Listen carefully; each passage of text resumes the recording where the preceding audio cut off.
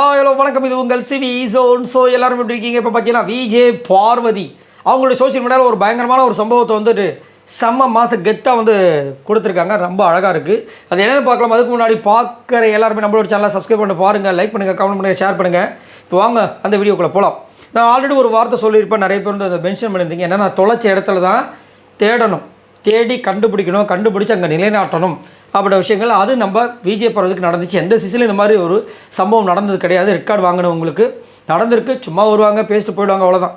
ஆனால் அந்த ஒரு கெத்தான மூமெண்ட்டோடு நடந்தது வந்துட்டு ரெண்டு பேருக்கு.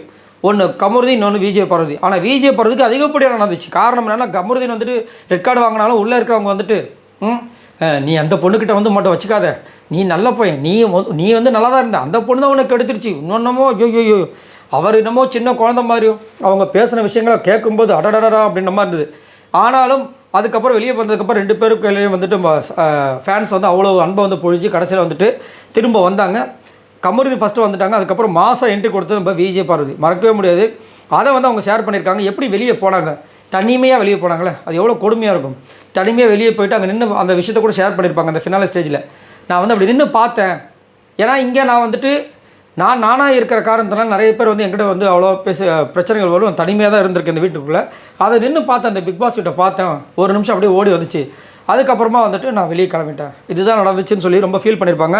அதை கூட சாண்ட்ரா சொல்லி ஃபீல் பண்ணியிருப்பாங்க, அழுதுருப்பாங்க. அந்த நேரத்தை அந்த பொண்ணு தனியாக நிற்கிறத வந்து ஏவியில் பார்க்கும்போது ஓடி போய் கட்டி பிடிக்கும் போல் தோணுச்சு அப்படின்ட்டு.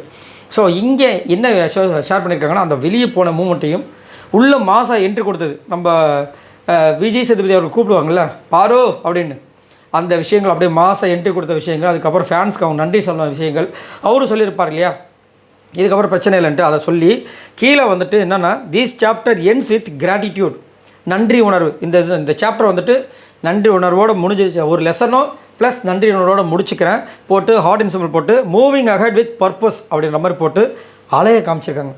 ஒரு அலை வந்துட்டு எப்பயுமே பார்த்தீங்கன்னா போகும் வரும், அலை அப்படியே கரைஞ்சிரும், அப்புறம் திரும்ப உள்ளே போயிடுச்சா திரும்ப செம்மையாக வரும்ல, அந்த மாதிரி வந்துட்டு நம்ம அலை மாதிரி வந்துட்டு நம்ம விஜய் பார்வதி திரும்ப வந்துட்டு பயங்கரமாக வர போகிறாங்க வேறு மாதிரி. அதுதான் வந்து அவங்களோட சோஷியல் மீடியாவில் ஷேர் பண்ணியிருக்காங்க. நிறைய பேர் இன்னுமே எதிர்பார்க்குறாங்க இவங்க திரும்பவும் ஏதாவது ஒரு ரியாலிட்டி ஷோவில் வரணும் அப்படின்ட்டு. ஸோ கண்டிப்பாக வருவாங்க.